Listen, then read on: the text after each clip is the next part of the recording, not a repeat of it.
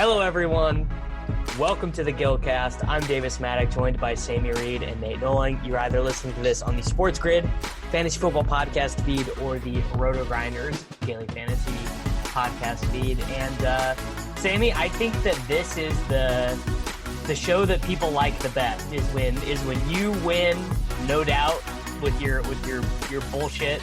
Just play whoever you want stuff, and Nate and I take L's, and we have to explain why your team that won money was bad and our team that lost money was good. Well, I guess to be fair, I'm really looking forward to that, bro.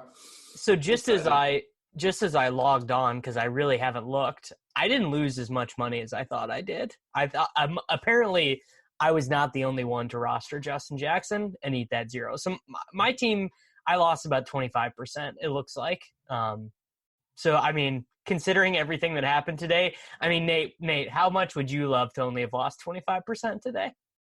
Oh, that would have been that would have been nice.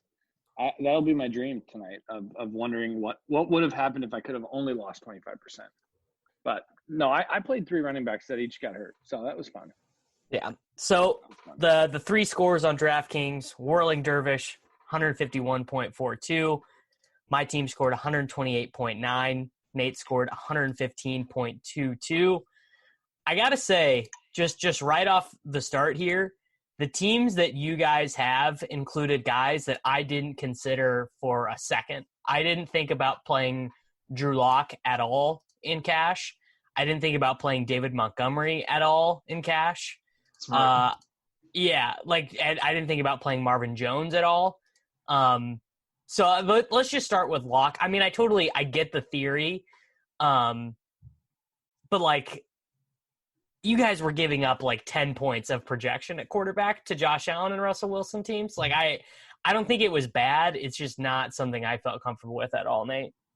Yeah, I liked Allen. I mean, Allen was my main guy all week, especially the last couple of days when we thought we were going to get Pollard. So I loved Allen. As soon as we didn't get the Pollard thing, I went down to Lock because at 5, what was he, 5'6"? 5'2". 5'2". I just like paying down at quarterback. I think in general you do. More often than not, I just like that. And so the only other quarterback I really looked at all week was Josh Allen, and I know Russ was up there too, but it was either going to be Josh Allen or Lock for me. I think the thing about this slate very, very, very much is that there wasn't a lot of available value, especially when it became clear we weren't going to get. No, you just had to play one terrible play. That's all you had to do. You just had to stomach one terrible play. Or you could play 3 terrible running backs. Yeah, I actually disagree with this, Davis, and we'll get to your lineup because I disagreed with the thesis behind it. But I think the reality was, like, even if you wanted to play DJ Dallas, he was what, 5K? I thought he was a terrible play. I thought DJ Dallas was so bad. I mean, I played him on FanDuel, but he was $600 more than the minimum on FanDuel, and they have a wider range. He was he was more expensive than J.K. Dobbins. Like, I was looking at that, and I was like, I think Dobbins can at least have like a 75-yard touchdown run or something. Like, DJ is just going to fart around, and he's got to get a 1-yard touchdown to be any good, which I think he did actually. Yeah, I think he got a short touchdown late in the game, and I mean, really the value, and we saw it in terms of ownership. Really came down to Justin Jackson, who's 4.9, and other than that, like, value is really, really tough to get. And so I think in slates like this, where there's just not available value in the skill position players, it's proper to eat it at quarterback. So in defense and tight end, this is why those days. I think it's very fine to eat it at tight end. I think it's very fine to eat it at defense. This is why I disagree that you should be thinking about eating it at quarterback. Is we have seen now multiple guys that your opponents who are playing who like can get 40, and that's not like their 90th percentile outcome. That's like their 75th percentile outcome. Like Russ getting 30 today you would have watched that first half and you would have piled money on the over of 30 fantasy points. You would have been like, how much money can I get down on him getting like 38 DraftKings points here? Like he had the bonus going in to their second drive in the third quarter. Like it, and it is sour grapes that he didn't get more because I played Russell Wilson, but and he had a rushing touchdown early in the game. Yeah. But the same for Josh Allen too. Like if I tell you this game, both teams score 30 plus points, you're like, oh, well, Josh Allen like has 40 or 50, and you knew that those two guys were going to be the most popular. I guess don't even think I would have played Russ as my third. I think if I wasn't going to play Josh Allen or Locke, I would have played Kyler. I'm surprised you didn't get up to Kyler. Kyler to me has a higher ceiling than Russ. No, I don't. Well, yeah, that's probably true. Because he can get 100-yard rushing bonus like he did today, and he's his team's goal line. So I gotta say, I really did not think Miami was going to be that competitive in that game. I anticipated a lot of running from the Arizona Cardinals, and they did run a lot. But I mean, obviously, Kyler he's incredible. I don't even know how many DraftKings points he had. He had to have had like an unreal amount. But I mean, I don't want to. There are things I'm going to criticize both of you about later. I don't really think that Drew Lock was that bad. I actually had Josh Allen in my lineup pretty much all week from like when I set my shell on Tuesday night or whatever. But this morning I saw this punt tight end team that just made it very possible to play Russell Wilson instead. And I was like, yeah, I mean, we had Russell Wilson projected for the second most points at Daily Roto. We had Kyler projected for the most. But I mean, what can you do? So that's that. Yeah. The other thing about Drew Lock is he was. I mean, certainly I didn't go into the game. I mean, Drew Lock ran so incendiary in the second half. Like he had like 89 empty yards at halftime, and it was like. But to credit, the thesis behind the play was always that he was going to turn it up in garbage time against the Falcons, which is what he did. Yeah, that was the thesis of the play. I wasn't even worried at half. You're a better man than I, Nate. Yeah, buddy, I would have been worried is because your team was dead by halftime. Of course, you weren't worried about it. I mean, Nate was like working on a jigsaw puzzle with his girlfriend. He's like, Drew Lock, it doesn't matter. He's out shopping for Christmas trees and shit. He's just like, you know what? I want to spend some quality time together. Let's 12:30 rolled around and I looked at my wife and said, "Want to go to dinner tonight? Let's go out."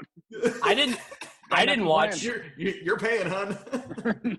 I didn't watch any of the afternoon games until the Kyler game got close because I was just so mad. I was so disheartened, which we can get into now, the running backs. Nate, I just got to tell you, just stop with David Montgomery, dude. Don't ever do it again. Just stop.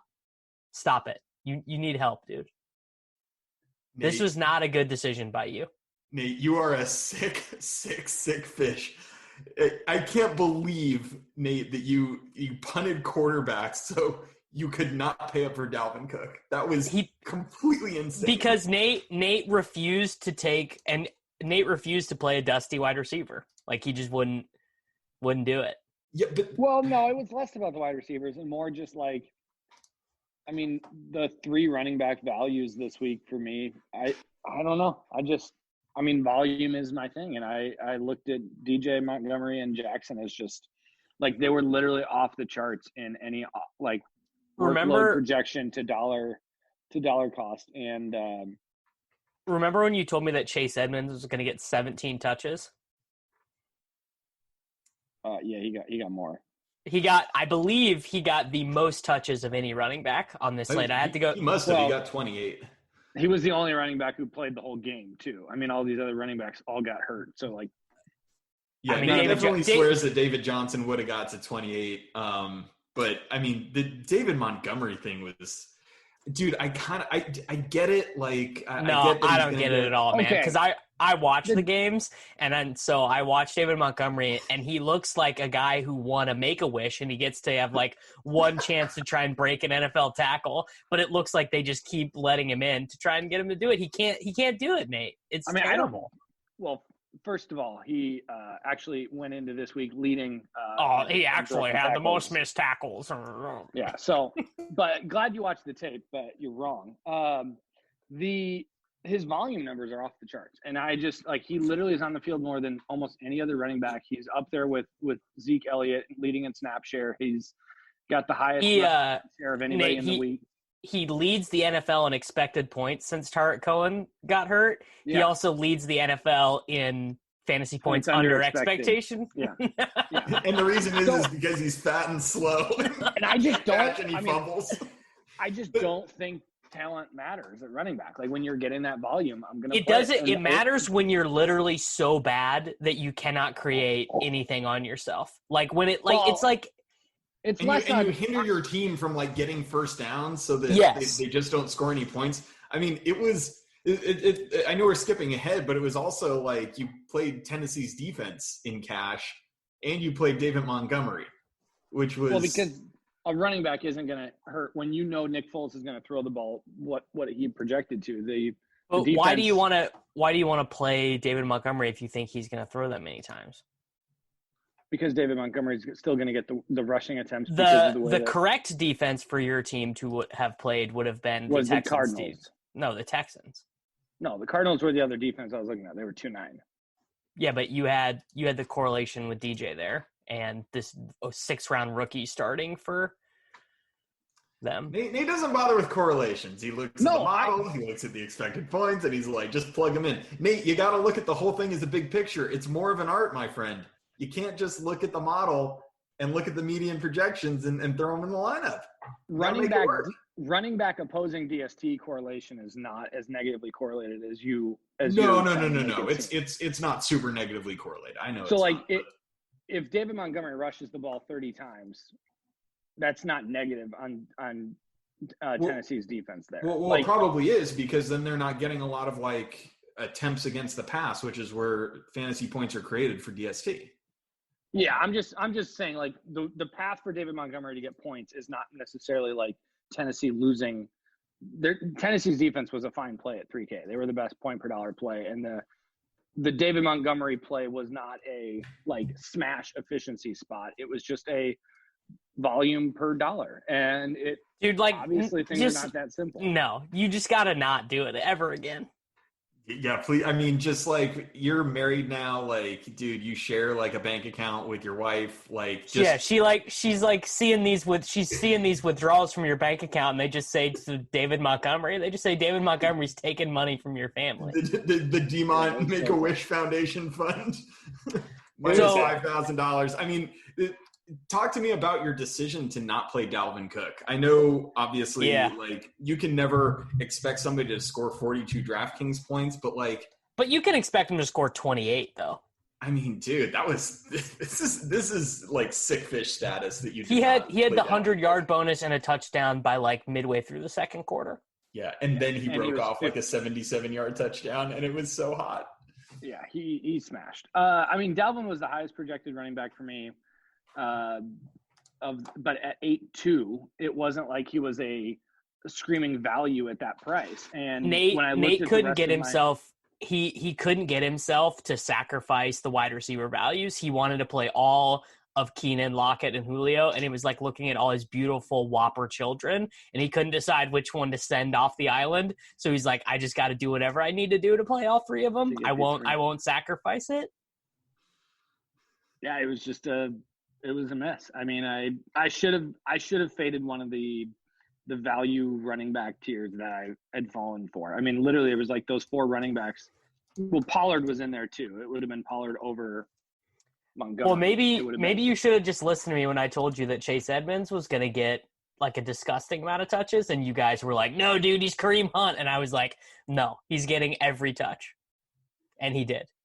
Yeah, I missed on Edmonds. I'll take the L. I really liked Edmonds. I just didn't like the price. Edmonds wasn't a value at his price. At 6'8", you're paying Hey, buddy, he was if you project him for 80% of the carries. That's a bad projection. Just because. No, you want to talk about a bad projection? You projected him for 50% of the team's carries. Yeah, that's not good. That wasn't it. Because Tyler's been at 30-something%. So 30-70, no one else got a carry. Yes, if you projected no other running back to touch the ball. Well, it's not even like I'm taking a good victory lap here because this was like the worst game of Edmonds' career. He was terrible. He had no space. He looked like Kenyon Drake. And but I don't know. But he got the workload, and that was your whole point was that he was going to be the only running back to touch the ball, and you were right. So, yeah, the Montgomery thing though, that was tilting. I mean, watching someone get that and then just. What did he dislocated his shoulder halfway through, and then his backup, who hadn't seen the field all year, gets the touchdown and like. Well, yeah, he left the field, and immediately they were able to score points. Yeah, that was the. I for one am not shocked by that revelation personally. So, Sammy, you and I both played Dalvin Cook. I don't have anything really interesting to say about that. Neither do I, except you're just an insane fish if you didn't play Dalvin Cook. I actually don't think that. I think there were a lot of constructions that made sense without him, and they were what Nate did. But I would have never played David Montgomery. I would have played a punt tight end and Chase Edmonds over what Nate did. Yeah, but just so wild, Nate. So, did you have something going on in your life this week that kept you from? No, I had that team built like that was my non-Pollard team. So that was like I had that for like 24, 48 hours. And what a bummer that we weren't able to get Pollard here because he actually would have crushed. He would have caught like 9 passes and ran for like 86 yards against the Steelers. Oh yeah. Pollard would have been an easy play. So we played. But I don't think people would have played him. Backs? No, you played Edmonds. I played Edmonds, Dalvin Cook, and Justin Jackson, who, if you don't know, got injured in pass protection on the very first play of the game for the Chargers. And my team was kind of borderline, and I was thinking about swapping to Deontay Johnson, and the swap would have gotten there, obviously, because Justin Jackson got 0 points. Deontay got, what, like 8? Because my team had 4 for 77, I want to say. Yeah, so I would have been – ownership projections at all or ownership results at all. What was he owned in cash, Jackson? 50%. Jackson was a massive $25 double up. Yeah. 49.1% owned. So I played who did I play? I played Jesus. You played David Johnson, Dalvin Cook, and that was the other thing. I know that David Johnson was like a fine math play, and I know that he got a concussion, and it's not his fault. But I just was not playing David Johnson. Like I was like, fine to not play him, but to victory lap a guy who literally got concussed on the first drive. I'm not victory lapping him. I should be victory lapping harder on Chase Edmonds getting 28 touches and people. I mean, he should have gotten 30, right? Like he should have crushed. Yeah. He should have. I mean, certainly like. I'll just be honest with you guys. On a day where I got 1.6 from David Johnson before he got hurt and 0 from Jackson to like. Oh, your lineup is fishy as shit, dude. You ran. No, that is incorrect, bro. My lineup's so hot. Let's go. Let's get into it. So David, to be clear, Duke Johnson got like 16 rushing attempts and I think 5 targets. Well, Duke Johnson is good and efficient, and David Johnson isn't. But true. Duke Johnson is better than David Johnson. That is true. I will actually. So this is what I think was terrible about what Sammy did. First off, come on, baby, come on. Terry McLaurin was $200 less than Tyler Lockett. That's right. And you played Marvin Jones for $5,100 instead of playing your boy Deontay Johnson for $100 less after you were trying to play Deontay Johnson against the Ravens last week and telling us that we were stupid fish for not understanding why he was the play. Like, what is this, dude? So here's the thing. When I take an L, it's not just a show for the listeners. I took the L. You learned and you grew. I learned and I grew. And frankly, I was a little scared off by the potential game script with Pittsburgh being, 15 or 13.5 point favorites against. He could make big plays, but I didn't see a game where he was going to like get 8+ targets here. Certainly Pittsburgh ended up being behind the whole game and throwing the whole game. And if I had known that, I would have played Deontay. But I liked Marvin Jones. I wasn't like, oh, Marvin Jones is a lock. But certainly, like, in that game environment, in the Dome, where all of a sudden they don't have Kenny Golladay, and so he rates to take a way bigger share of those air yards that he doesn't get with Golladay in there. I thought he was a fine play. Yeah, he was thin. He's old and terrible though. I mean, it was. Yeah, thin. but he's fine in this spot. I'm not. No, I Marvin disagree. Jones I don't really. I think that, like, for example, Jerry Jeudy would have been way better.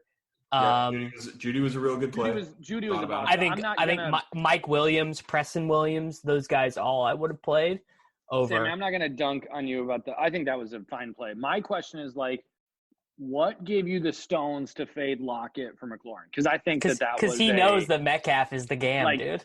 Like, honestly, like that's a move I would not have the stones for. I mean, I will never do that in my entire life. Like, I'll never fade the guy being projected for like 21 points, but Sammy Sammy doesn't even look, dude. He doesn't even know. That's the thing. He literally doesn't look. How do you build your lineups? Like, do you live in an environment with a computer at all? Like, yeah, let me tell you something, bro. I don't give a single shit. I don't give two squirts about what other people are doing. And I found that over the course of, several seasons, when I start letting what other people are doing get into my headspace, I feel like it kind of holds me back and it kind of screws me up in a lot of ways. And I was never playing Tyler Lockett in cash, like 0%. I tried to get Stephon Diggs. I thought Diggs was a far better play than Tyler Lockett. And when that ended up not happening with the McLaurin news or with the Zeke Elliott news, I decided to go to McLaurin. And the reason is this, Nate, it's really more of a science. If you look at the last 5 weeks, the number one wide receiver in Whopper is Terry McLaurin at 0.9. Oh, you don't have to preach to me. I love McLaurin. I know that McLaurin's a boss, and I also know that Lockett is like a fake wide receiver one who only gets there from efficiency standpoint and from a volume standpoint. McLaurin going into this game projection-wise, this isn't just like pure results. I'm saying you made the right, like, you faded everyone talking about the efficiency in the game environment to look at a wide receiver who is going to be bolstered by volume instead of just a wide receiver that was going to get there on pure efficiency. And, like, you made the good play. And I actually, like, I'm not saying that from a result standpoint. I'm saying, like, looking at them, I wish I would have had the stones to go, wait a second, Lockett's projection is he's only getting there based on insane efficiency because he's got Russ Wilson as quarterback and insane touchdown efficiency because of the game total and everything else. Where McLaurin's volume, his air yards, his targets, every volume metric that you have McLaurin projected for is going to outweigh Lockett. Yeah. And I mean, that takes stones. Thanks, man. You kind of like are saying it better than I could say it. Like, the reality is Tyler Lockett is really up and down. I mean, he's played 8 games now, and 4 of them are under 10 DraftKings points. Like, he's gone over 8 targets, I think, twice this season. And both of those were like his 50-point games, whatever. Like, he's obviously capable of like blow up spots, but like even this same time frame where I'm telling you that McLaurin is number 1 in Whopper since week 4, like Tyler Lockett's like number 30. You know what I mean? Like, I'm not paying 6.8 for that in cash. It's not happening. That is not an alpha. And I wanted an alpha. I wanted Stephon Diggs. I thought that you played Keenan Allen, Nate. Keenan Allen's an alpha, right? Those guys are alpha wide receivers. Tyler Lockett is not. Julio Jones is a fake alpha, dude. Julio Jones is fake Julio alpha. Jones. Julio Jones. He even scored a touchdown for us, though. Like, we can't tilt him that hard, but like, no, we can't. But what's the guy's name? That Olamide Zaccheaus. Yeah, Zaccheaus had 101 a touchdown at the half, and Julio is just farting around like he usually does. And it's like, I mean, Olamide like, going to end up with a higher Whopper from this week. I haven't pulled up any numbers, obviously, but I think watching the bit of that game that I did, I think he was the alpha on that slate. He got all. Who is Keenan?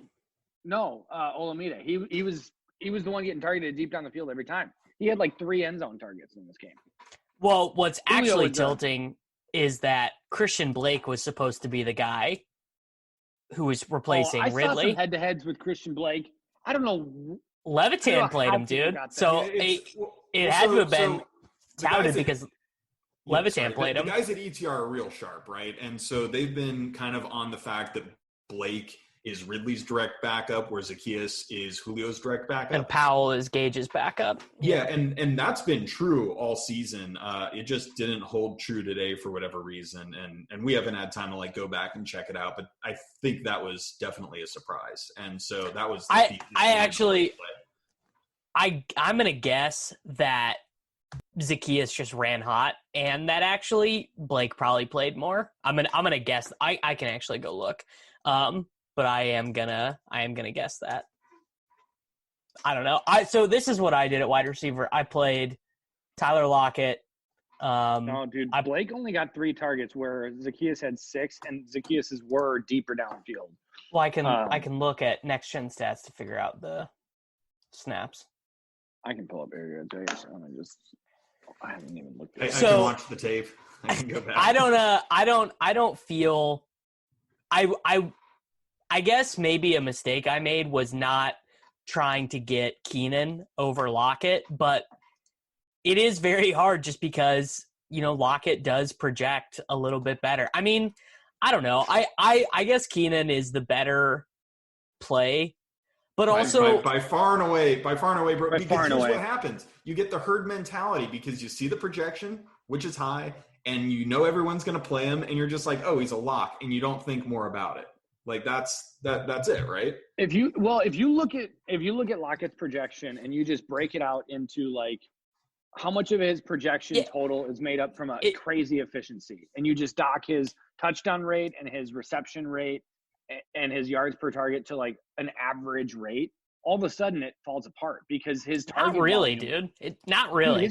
His target volume is insanely variant. Like he literally projects. What did I have this?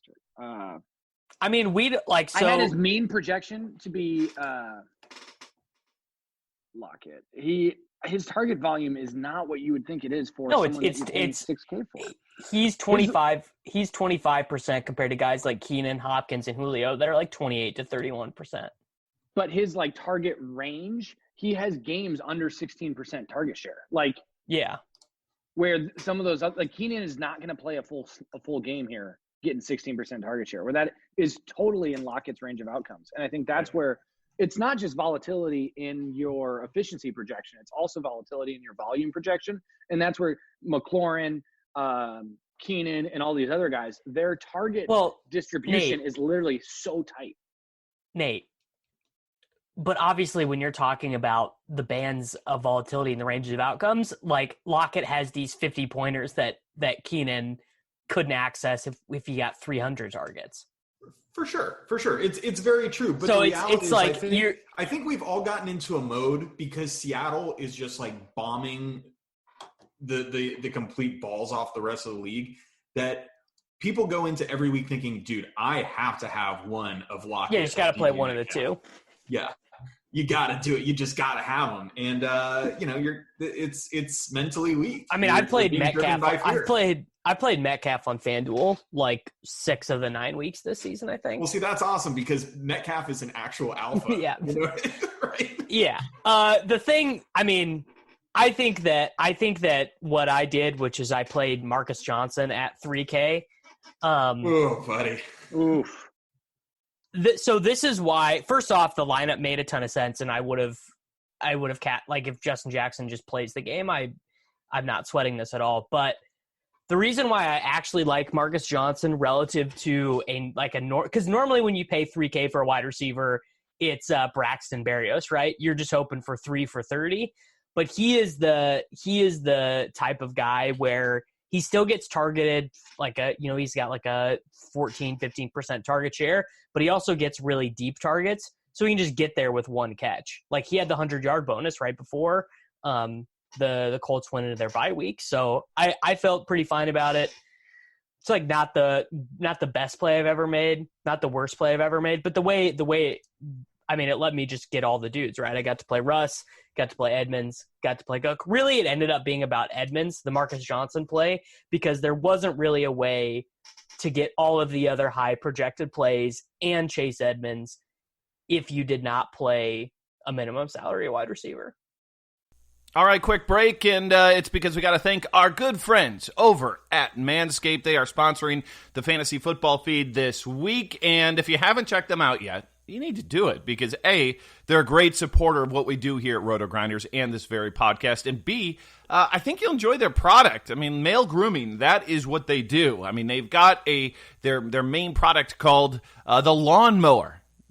We all know what that's for. It's basically for making your boys smooth and clean. And to be honest with you, I don't think you'll be disappointed by it. It's great technology, and they are really changing the way male grooming exists. Not just with that, they've got a number of other products for your feet. They've got cologne. They've got stuff for your hair. So check them out. Manscaped.com. That's where you need to go. And when you sign up or when you purchase, use the promo code ROTO. That's ROTO. We're giving you 20% off and free shipping. So again, 20% off, free shipping at manscaped.com. Use that code ROTO. Make your balls a priority this fall. Let's get back to the boys on the Gillcast here on the Daily Fantasy Football Feed by RotoGrinders. Yeah, I mean, dude, I guess. I mean, that's the thing. Is because this slate just didn't have value, you searched pretty hard for it. And I understand why you were willing to punt there. It ended up being not Marcus Johnson, but the punt 3K wide receiver strategy ended up being relatively popular. Like there were a bunch of 3K wide receivers who ended up with like 5 to 10% ownership. But it also worked out and doesn't look bad in hindsight because all of the value running backs fell. All of the value running backs got hurt. If Justin Jackson hits, if David Johnson hits, if David Montgomery hits, if all of these like middling running backs would have done anything close to their normal value, Chase Edmonds looks like fish in hindsight to pay up for. If he doesn't, that's why you pay up for someone like Chase Edmonds9 he is less likely to do that because he doesn't suck like David Montgomery does. Well, Chase Edmonds is the one who got 30 touches and got 8 points, 9 points. I mean, yeah, dudes can hit their 5th percentile outcome. David Montgomery getting 11 points on 30 touches is like a 70th percentile outcome at this point. Regardless, I like to talk about the slate and go, oh, these value wide receivers worked because it didn't burn you. Well, it didn't. I didn't say that it worked. I said it was thin, and I liked like in a vacuum. I liked the idea of playing a cheap guy who can have like a 60-yard touchdown instead of just hoping for 3 for 30, like the KJ Hamler week or whatever, where he literally got 3 for 30. And he, if he didn't suck so bad, he's really bad. He was wide open on, I don't know, a 60-yard touchdown or whatever, and Rivers hit him, and he like lost it in the dome lights and just didn't catch it. But he was about to score a 60-yard touchdown. So there's always going to be. There's always. I don't know how he missed these it. Wide receivers though, like there's nothing special about that Marcus Johnson play to me. Like, most of the time they're not. Week, there's Marvin Hall is always there. Jalen Guyton's always there. Yeah, but Marcus Johnson plays the whole game. Marcus Johnson is Moore's 3.1K. There's always these guys who are going to be like have insane air yard per dollar. Yeah, that's true. Like, but they're not in play on every single slate. The only reason he's in play is because you wanted, like, it was your lineup construction. So you took huge volatility risk because you were confident in the rest of your build, and that's fine. But I'm just saying, like, it wasn't like last week where we had Jacoby Myers or the Jets value, that, like those 3K guys opened up as like these are one-off values. This was just you saying like, hey, I'll roll the dice here because, but there wasn't something that made this Indiana value thing like. Well, there was. T.Y. Hilton didn't play. Well, I know, but the rest of the team was all still there. I mean, there was plenty of people in Indiana that could have. I don't know. Yeah, this Pascal, to me felt very different. It's all their tight ends. It's their running backs. Like Marcus Johnson does not like project to just like. I mean, he ended up with 7 targets, so I can't hate that hard. He played the whole game. Like I know this seems like really thin, like playing David Moore or whatever, which actually, by the way, I did briefly consider because I was like, I have Russ. I'm just hoping to get a long touchdown anyways. Maybe I should just play David Moore. I thought about it for like half a second. Didn't do it. I mean, always look at David Moore, and he always catches a touchdown. Like, he's imagine he's a better cash play than Lockett, honestly. Dude, imagine if I had played imagine if I had played David Moore and Justin Jackson didn't get hurt. How insufferable this show would be. Oh, it'd be awful. I mean, so I think that the one thing, and tell me if you guys think I'm off base here, but I think the thing that stuck out to me on this slate was the value at 5K wide receiver. Right, those guys didn't.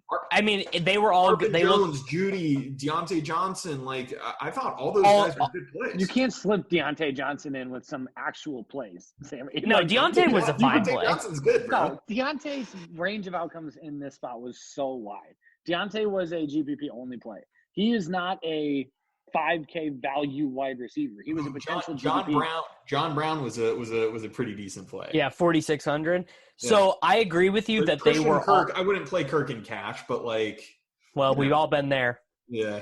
I agree with you, like theoretically, but these are all GPP values to me. Like those are not like. I mean, I liked Judy. I played him in the spy, but like, no, I was not ever playing. Like, I can't tell myself, oh yeah, you would have played Judy in cash. Like, I didn't think about it for a second. Yeah, I played a lot of Judy GPP because I had this game stacked a lot. But like, yeah, I just thought Marvin Jones was like fine. I was like, dude, he's got some floor, but he's also got ceiling in terms of like deep stuff. I agree. I just think most of those guys, to me, were all like GPP value wide receivers. I thought the same about, a Sterling Shepard or I mean, there was a bunch of guys in that range, but to me, the cash plays were either like pay way down at wide receiver or pay up for the guys that were, the Keenans and Julios of the world. And obviously the Terry McLaurin over Lockett thing is just, that was the sharp play of the day. I mean, there's no math to support it, but that's incorrect. We literally went over all the math that supports it. Over it. Here's the wide receivers in the target share, like the floor target share projection was DeAndre Hopkins, Terry McLaurin, Keenan Allen, Stephon Diggs, Robbie Anderson, Adam Thielen, Allen Robinson. You have to model your stuff in a different way if you want it to handle Lockett that way. Like, it's just not the way that DFS projections are done right now. It's very hard to weight that in because it's all done on medians. Well, I know, but I'm saying when you understand range of outcomes, if you look at Tyler Lockett, he is much more volatile than the other wide receivers he's around. Not just because of his efficiency, but also because of his volume. No other wide receiver that we pay that price for has that volatility. I can't believe he had 20 targets against Arizona. I'm just looking at his game logs right now, and I'm just so mad. Because you see it. It's like 5 targets, 4 targets. I know. It's unbelievable.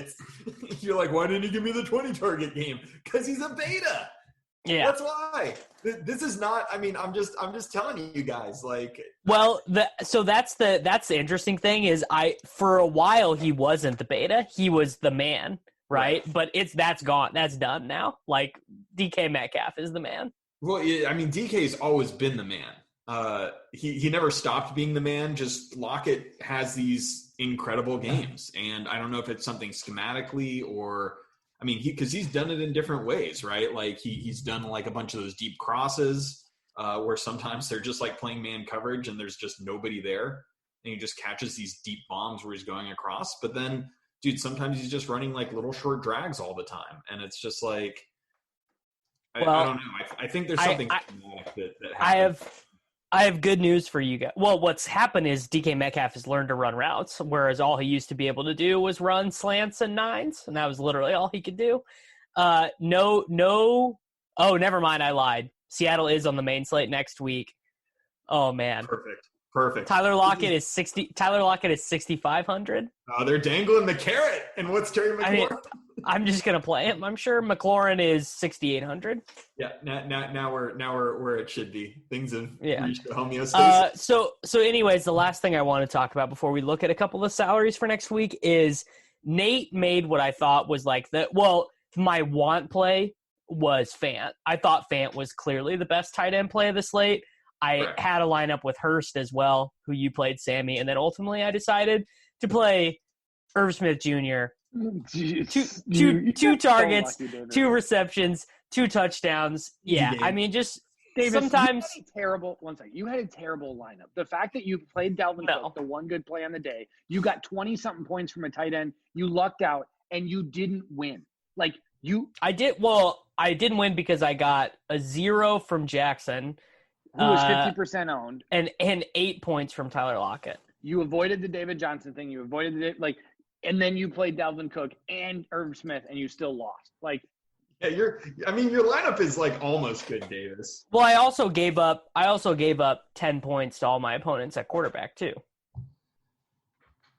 Yeah, I'm just saying you had a lot of things break your way on a week where a lot of people didn't, and you still weren't able to Well, yeah, if you account for thing, Davis, I think you were on the right track with your lineup. The Edmonds play was good; it was fine. Playing Dalvin Cook was obviously fantastic, but I just don't think that paying up for quarterback and wearing it in the shorts so many other places.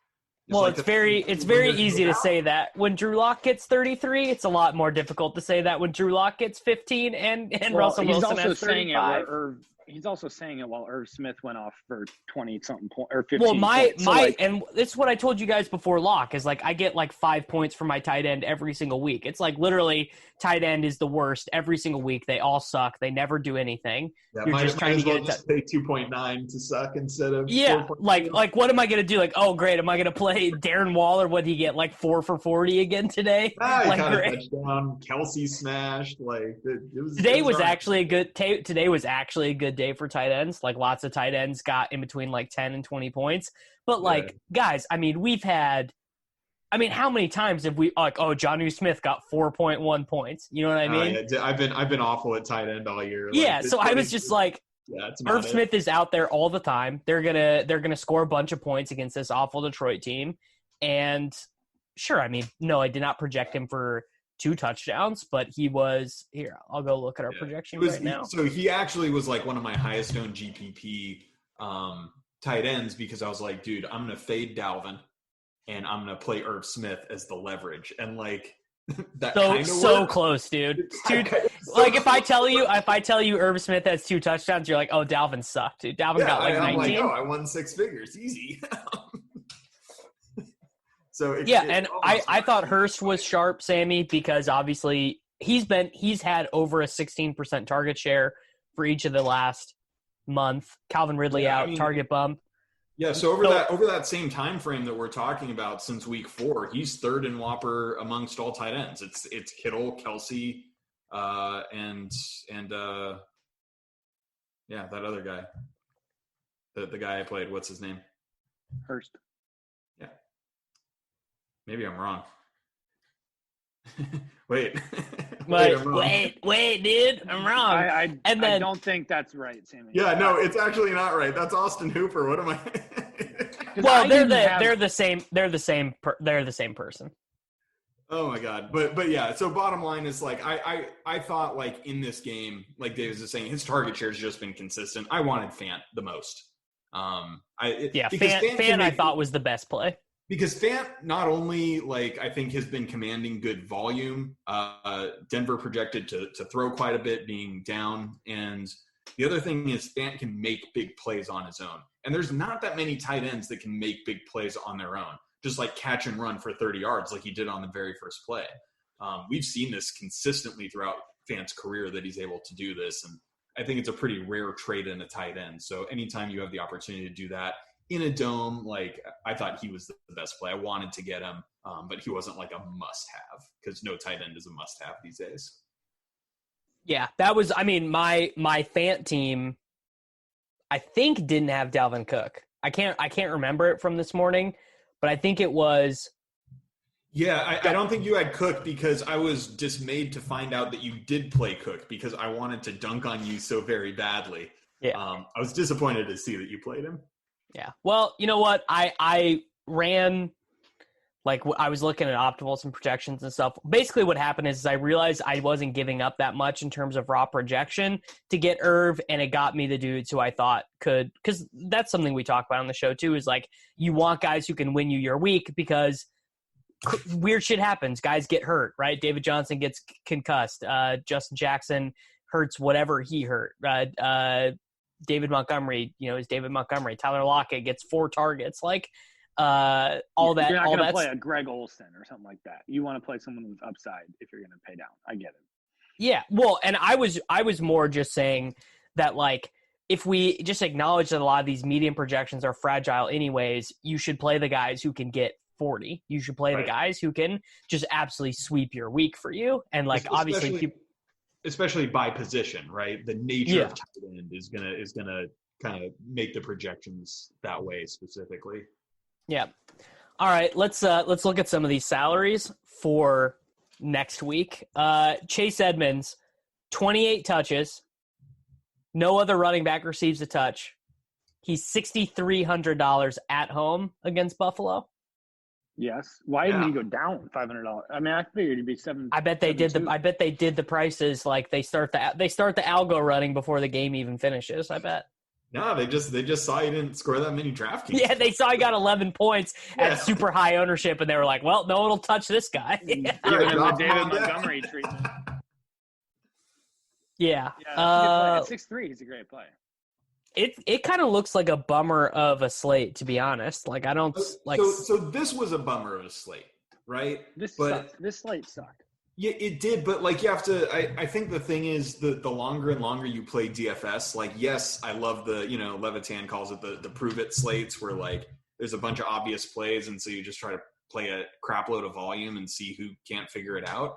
But those are my favorite slates is when there's like 3 or 4 obvious teams and people on Twitter are like, dude, you suck at DFS. And I'm like, okay, send me a game, please. Those are my preferred slates. Yeah, Davis loves those. But the longer you play, like the slates where everything's really ugly and everything's really thin, I think those are like the funnest ones. They don't like seem that fun because you're like, crapping your pants the whole time because you can't make a lineup that you like, but that's the case for everybody. And if you can solve those slates better than people, I think the edge is actually probably bigger.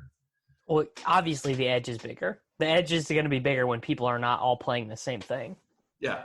Yeah, that's my hot take. That's a pretty good Sammy take with there. a 3-paragraph long. That's why they put me on the show. Yeah. Like what was it 2 weeks ago when there was the massive train that it was like the most duped team ever, or it was like 20% of double ups? Yeah, you and I had the same team. Yeah, like, we had the same team. Yeah. Nate played David Johnson. Nate played David Johnson. All right, let's see here.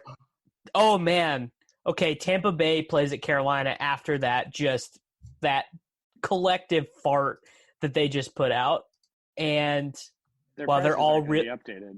Yeah. Well, no. I mean, Godwin is 6K. Antonio Brown is 5.8. I'm going to play a little bit of Godwin probably. Can't help myself. It looked like Mike Evans got hurt in this game. Like he grabbed But he was still out there at the end. Oh man.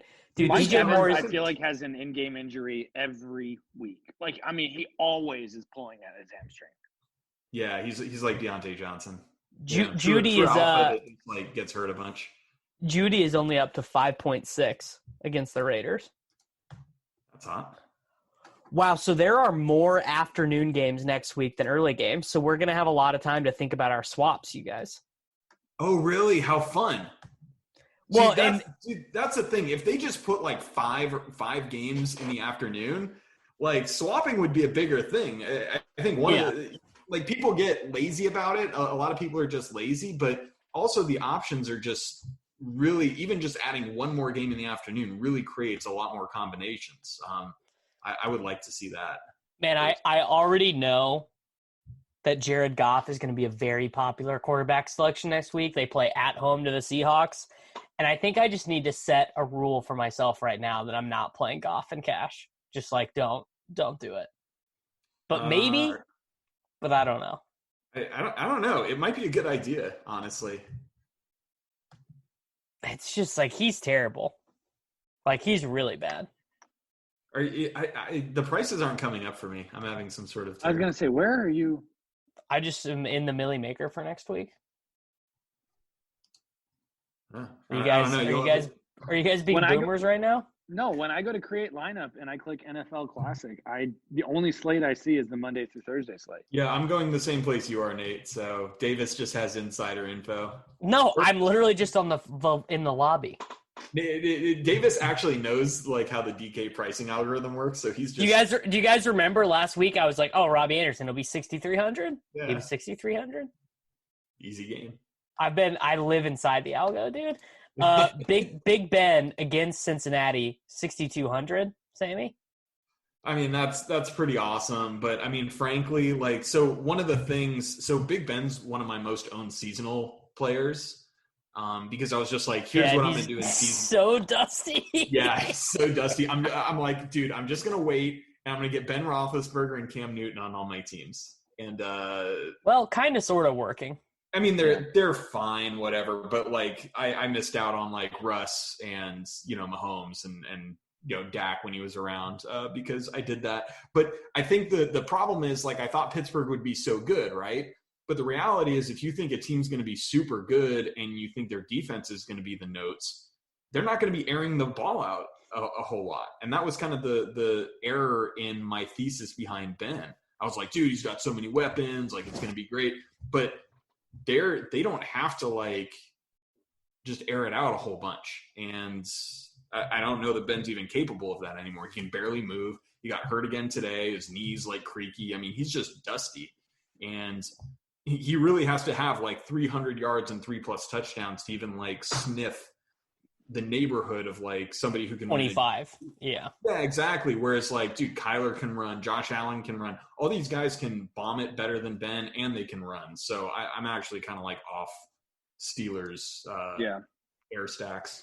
So the hard thing about next week is going to be that we are probably going to have to fade Devontae Adams at 9K. Against Jacksonville, who like has no healthy defensive backs. I don't know about that, buddy. Creatures great and small. I might just play him. Are we just gonna pay 9K? Well, so here's an interesting one. Richie James coming off that insane game is only 4K, but Bourne and Ayuk are gonna be back. But like, how do you put Richie James back on the bench after that? You know what I mean? Yeah, dude, he balled out. I mean, get him out there with Ayuk. Oh, I'm playing Jordan Reed in cash next week, dude. Easy game.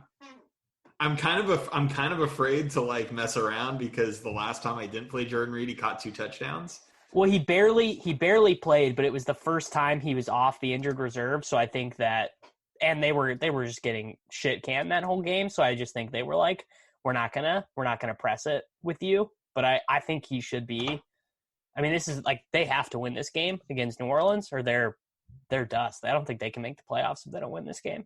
Yeah, see, the pricing on McCaffrey immediately caught up, and he's back up to 9K. Yeah, McLaurin's in a dome. That's hot. Let's go. Let's go. I just am really excited to have this same conversation with you guys about Lockett next week, except Lockett's going to have 37 points next week. And nobody's going to play him now. Nobody's playing him. But Davis, I can pretty much guarantee I'll play him. Really? You're such a fish, bro. I just look at the points and I'm like, yeah, I'm playing him. He's going to have those games. I'm not denying that. He's a great player. I'm just saying in cash games, that's not – like he's priced at a spot where the volatility. Well, then just play someone else. But I will probably play him because I'm going to go run my projections and I'm going to look at it and I'm going to be like, yeah, he's projected for a lot of points. Hey, did you guys see Juju Smith-Schuster showing some signs of life today? Dude, he looks good. Third week in a row. Yeah. DJ Shark looking good. Quick to call him dead. He's too young to have like literally just forgotten.